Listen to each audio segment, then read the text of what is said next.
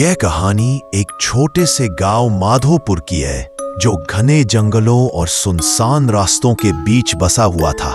गांव के बुजुर्ग अक्सर एक पुरानी बात कहा करते थे, अमावस की रात उस पुराने पीपल वाले रास्ते से मत जाना, वरना तुम भूतों की बारात में शामिल हो जाओगे। लोग इसे बस एक पुरानी डरावनी कहानी समझते थे। उस गांव में एक निडर और हठीला युवक था जिसका नाम रघु था।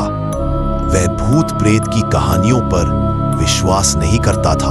एक दिन दोस्तों के सामने अपनी बहादुरी साबित करने के लिए रघु ने कहा, इस अमावस की रात मैं अकेले पीपल वाले रास्ते से जाऊंगा, भूतों की बारात देखूंगा और लौटकर तुम सबको बताऊंगा। उसके दोस्तों ने उसे बहुत रोका, लेकिन रघु नहीं माना। अमावस की रात ठीक 12 बजे रघु ने अपनी मोटरसाइकिल उठाई और पुराने पीपल के पेड़ की ओर बढ़ चला। पूरा रास्ता सुनसान और सन्नाटे से भरा हुआ था। अचानक हवा का रुख बदला, पेड़ हिलने लगे और दूर से शहनाई की धीमी आवाज आने लगी। रघु चौंक गया और कहने लगा, कहीं सच में कोई शादी हो रही है। जैसे जैसे वह आगे बढ़ा, धुंध के बीच से एक बारात दिखाई दी। घोड़े, बग्गियां, दूल्हा और सैकड़ों बाराती, लेकिन सबके चेहरे धुंधले थे, जैसे धुएं से बने हों। दूल्हे के चेहरे पर तो बिल्कुल कोई नाक नक्शा ही नहीं था, बस एक खाली काला गड्ढा था। तभी एक भूतिया बाराती रघु की ओर मुड़ा और बोला, अरे नया मेहमान आ गया, चलो अब इसे भी ले चले। रघु के शरीर में सिहरन दौड़ गई। उसने भागने की कोशिश की, लेकिन उसके पैर जम गए थे, जैसे किसी ने पकड़ लिए हो। तभी किसी ने रघु के कंधे पर हाथ रखा। उसने मुड़कर देखा, वह एक बूढ़ा साधु था जिसने उस पर गंगाजल छिड़का।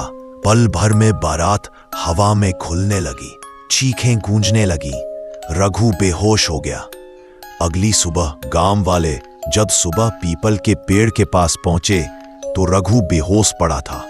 उसकी आंखें लाल थीं और होंठ बड़बड़ा रहे थे, भूत बारात मत जाना। जब वह होश में आया तो वह वही रघु नहीं रहा। उसका चेहरा डर से सफेद हो चुका था और अब वह सबसे यही कहता, बुजुर्गों की बात को मजाक मत समझो, भूतों की बारात अब भी चलती है। रघु अब गांव लौट चुका था, लेकिन वो पहले जैसा नहीं रहा। उसका चेहरा हमेशा सहमा रहता, आंखों में नींद गायब थी और वह अक्सर अकेले में बड़बड़ाने लगता, वो आएंगे, वो मुझे लेने आएंगे, मैं उनकी बारात का हिस्सा बन गया हूं। गांव के लोग पहले उसे तसल्ली देने की कोशिश करते, पर धीरे धीरे उससे कतराने लगे। गांव में अजीब घटनाएं भी शुरू हो गईं।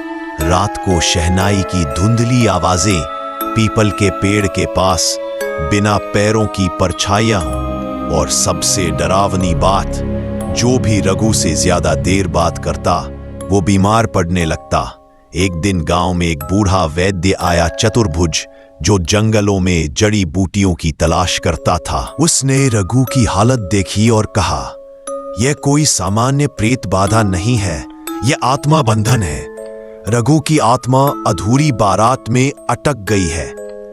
चतुर्भुज ने सबको बताया कि रघु को उस रात बारात का हिस्सा बना लिया गया था, पर किसी कारणवश वो अधूरा रह गया। जब तक वह बारात पूरी नहीं होती या कोई उसकी जगह नहीं लेता, तब तक वे आत्माएं उसे चैन नहीं लेने देंगी। चतुर्भुज ने सुझाव दिया, अमावस की अगली रात को उसी जगह पर एक झूठी शादी का आयोजन किया जाएगा। रघु को दूल्हे की तरह सजाकर मंत्रोच्चार के साथ आत्माओं को तृप्त करना होगा, लेकिन एक शर्त है, किसी को दुल्हन का अभिनय करना होगा और वह इंसान बारात के सामने नहीं डर सकता। रात के ठीक 12 बजे एक बार फिर वह भूतों की बारात आई, पर इस बार वे शांत थे, जैसे किसी काम को पूरा करने आए हो। एक बुजुर्ग भूत आगे आया और बोला, अब दूल्हे की दुल्हन मिल गई। रघु, अब हमारा नहीं, पर ये लड़की, क्या ये जानती है इसकी कीमत?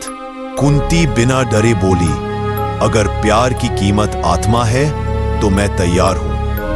भूत मुस्कुराया और बोला कि सच्चा बलिदान यही आत्माओं को मुक्ति देता है। अगले ही पल एक तेज झोंके के साथ बारात वहां से हवा में गायब हो गई। रघु जमीन पर गिरा और फिर धीरे धीरे होश में आया। उसकी आंखों में पहली बार डर नहीं, शांति थी। कुंती ठीक थी, सब कुछ सामान्य लग रहा था। पर जब रघु ने कुंती से पूछा कि क्या हुआ उस रात, कुंती ने बस इतना कहा, जो आत्माएं मुक्ति चाहती हैं उन्हें डर नहीं, प्रेम चाहिए। अंत में माना जाता है अब भी हर अमावस की रात उस पीपल के पास शहनाइयां बजती हैं, पर अब वो डरावनी नहीं लगती।